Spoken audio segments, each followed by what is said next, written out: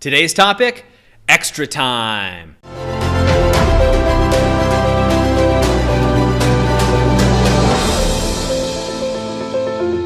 Hi, I'm Doug Holt with Author of Your Own Story, and this is your Daily Growth Hack, where each day we bring you tips, tricks, and insights to help you up-level your life so you can become the author of your own story in what we call the 5 to Thrive.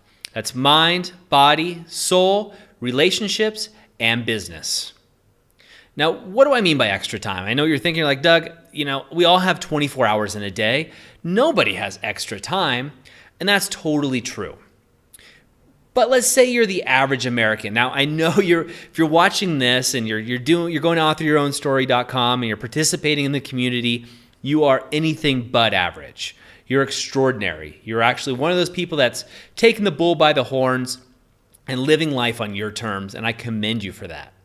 But let's take a step back and think, well, what if you were average? You're the average person. Okay, and maybe we're closer than we think.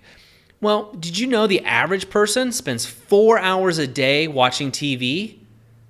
2 more hours on social media. That's 6 hours a day. Well, what could you do with 6 hours a day? I mean, if you just wrote that down, it would be astonishing. Did you know that if you just eliminated TV and social media just in those 6 hour average times, that you could master a foreign language, be fluent in 2 months? Think of all the things that you can do just by simply reducing that time. Let's say you halved it. Let's say you only watch 2 hours of TV and spend an hour on social media. That frees up 3 hours a day of your time to pursue your goals, your passion. Start a new business. Really connect with the people that you love.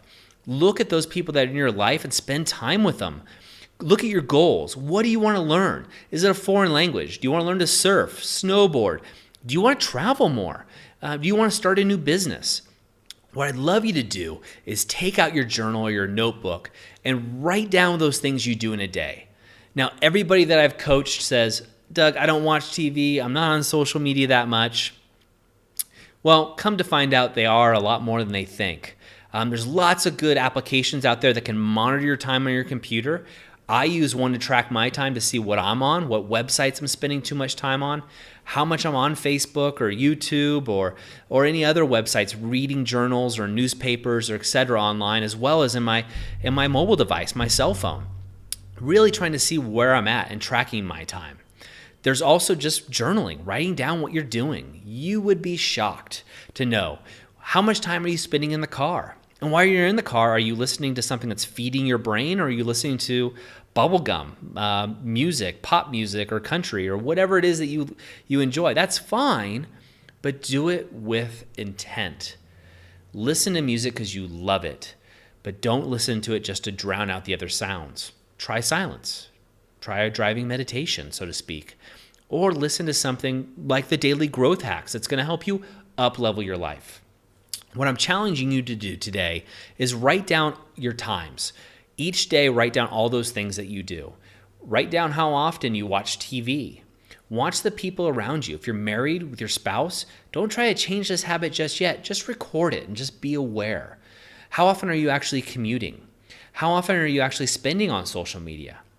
I highly recommend downloading and installing one of these time tracking applications that you can actually look at the end of the day and see how much time you're spending on websites such as Facebook, YouTube, or any of the news media outlets. Look at your time at the end of the week, see where that's benefiting you, and see where you want to move or pivot.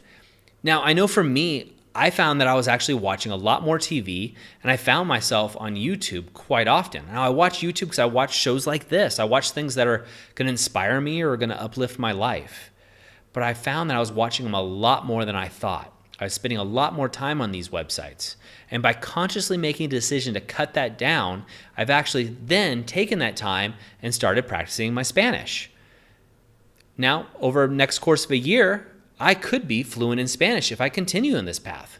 If I multiply the hours that they say that it takes to master a foreign language, I'm on track. And by this time next year, when you and I are having a conversation, I'll be able to speak to you in Spanish, and it'll be awesome. So The whole idea of extra time is being conscious of your time. So write your times down, really track it. I really highly recommend these time tracking devices that are available for laptops as well as phones, but also manually tracking things that you're doing. And I'm not saying TV's bad or social media's bad. Nothing's bad. It's just, is that where you want to put your intention? If you were to look at yourself a year from now and look back on how you got to where you want to be, is it the TV time? Is it really rewarding you? You know, when you sit down and you binge watch 5 shows of The Walking Dead, the next day, do you feel better about yourself? Or is that time better spent doing something else? Maybe watching 1 episode or 2, or maybe spending doing it another time. Really what I'm asking you to do is just be conscious of your time. I'd love to hear your results. I'd love for you to share them in the group, in the Facebook group. Also, remember, to get these show notes and all the show notes, as well as tips, tricks, and other ways to uplevel your life, go to authorofyourownstory.com today. That's it for me today. I'll talk to you tomorrow.